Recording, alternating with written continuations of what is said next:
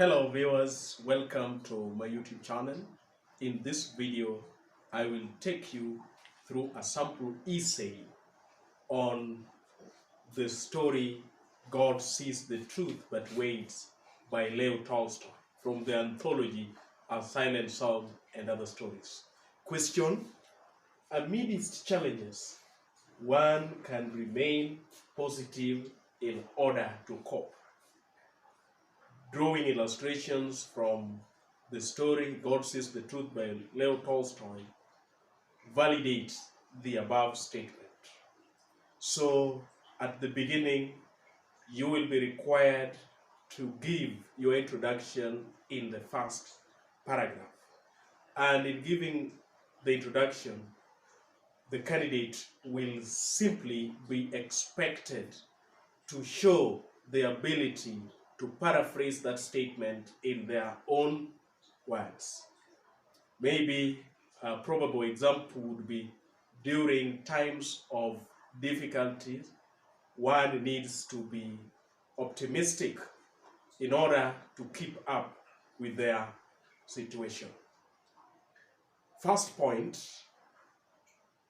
we need to highlight the vital elements of the question.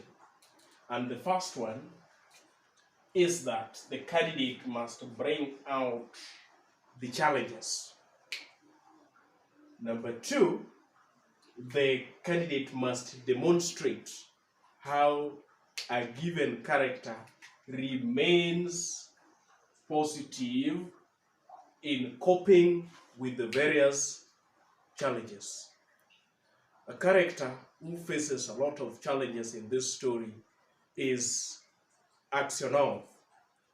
Aksionov has been falsely accused of having killed a merchant who spent a night in an adjoining room to his in an inn on their way to the Nizhny Fair.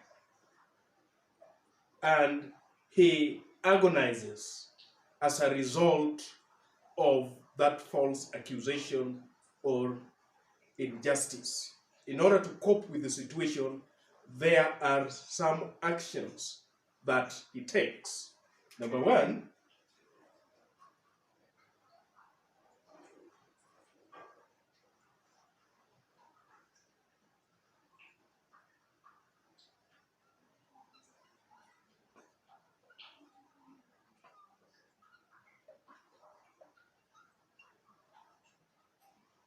Aksionov turns to religion when his wife comes to the prison to visit him.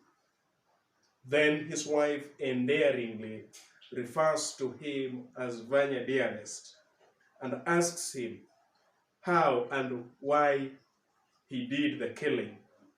When he realizes that he is sort of isolated or alienated in some sort of shell where everybody, including the wife, believe that he is the one who killed the merchant, he turns to religion by making a statement that at this point, it only seems that only God knows the truth, and it is to him alone that we can expect mercy.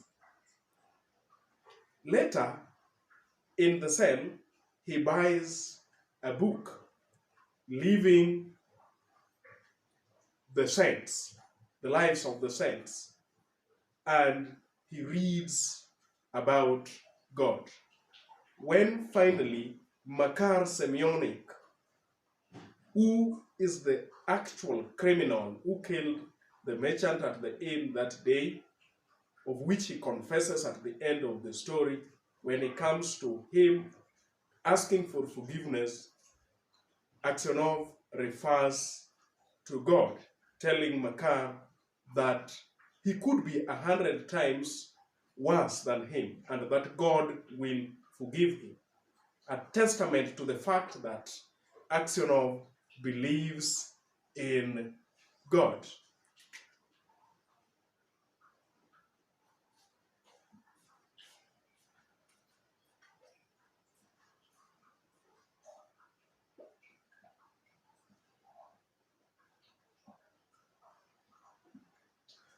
Secondly, Aksionov begins making boots, and in whiling away his time and reducing the boredom that the prison life comes with, Aksionov makes boots and earn some money out of it.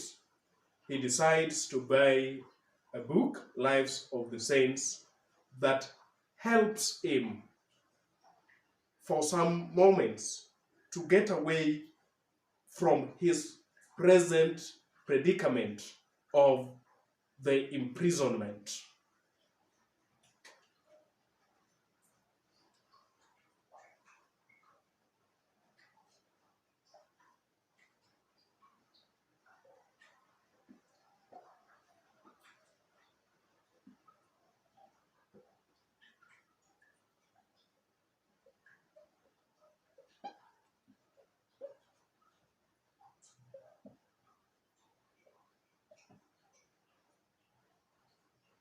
In the prison, Aksionov becomes friendly, he becomes likable and amiable. The prison authorities love him for his meekness. His fellow inmates also like him, hold him in high esteem, call him grandfather and the saint. And every time they have a problem within themselves, it is Aksionov who becomes the mediator. Again, if they want to petition the authorities on any issue, it is to Aksionov they go to. So these sort of makes him able to cope with the situation at the prison, because he finds easy time dealing with the prison authorities, and at the same time he finds easy time dealing with his colleague inmates. No wonder the governor of the prison, when he realizes that a convoy of soldiers who took some of the inmates to the field, some inmates have emptied some earth out of their boots in the field to show that there could be a plan underway of digging some hole among the cell shelves, maybe for some inmates to escape. And it is to Aksionov that the governor asks the question, who has been digging the prison shelves to use the hole to escape? That just shows how trustworthy, how trusted Aksionov is within the ranks of even the prison authorities. So that amiable nature, the friendly nature, and the likable nature makes him to easily cope with his predicament of incarceration.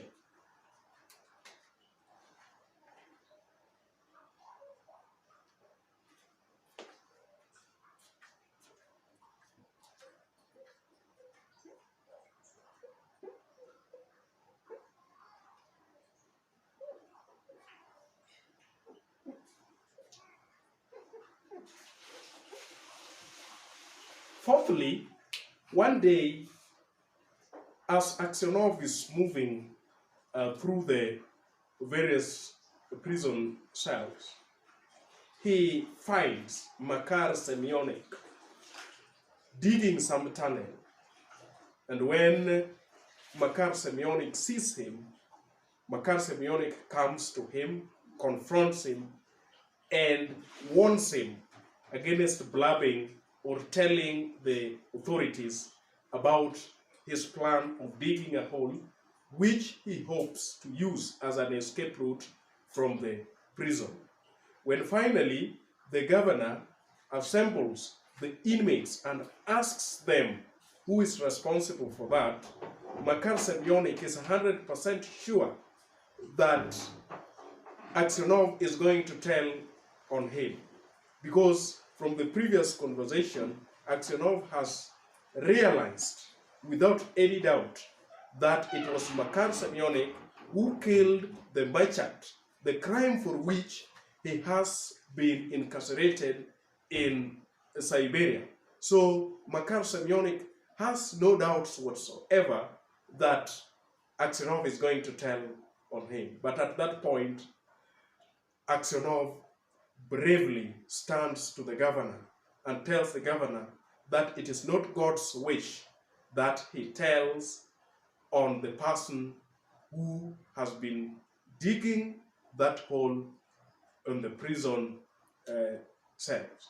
Moved by such a kind gesture by Aksionov, Makar Semyonich visits him in his cell at night and asks him for forgiveness, confessing that he is the one who killed the merchant at the inn 26 years ago, the crime for which Aksionov has been incarcerated at Siberia. He continues by saying that he had intended to kill Aksionov that day. Then he had a sound and just placed the blood-stained knife on Aksionov's back. And that blood-stained knife is what really incriminated Aksionov and made him to be imprisoned. When Aksionov finally forgives Makar Semyonich by telling him that God will forgive him and that he might have done, he might be 100 times worse than Makar Semyonich, then his heart grows light. The bitterness that he harbored for Makar Semyonich then leaves him. He dies the next day when Makar Semyonich confesses to the prison authorities that he was the one responsible for the murder, and Aksionov is by right allowed to leave the prison, but he then dies. Even in his death, he died happily because the narrator tells us that his heart grew light. So that act of forgiveness also makes Aksionov to shed off the bitterness, the anger, the ire that he has had towards his tormentor, Makar Semyonich. Those are probable 4 points that you can add more flesh onto and score all the 12 marks that appear there at the body. At that point, we can just move to the conclusion. Maybe at the conclusion, we can give a probable conclusion by saying, in conclusion, it is evident that when one becomes helpful in the middle of problems, they can cope better with their situations. Viewers, if you are new here, kindly hit onto that subscribe button so that anytime we produce a video like this, YouTube will automatically notify you. Again, to my subscribers, thank you very much. For this channel cannot be where it is without your support.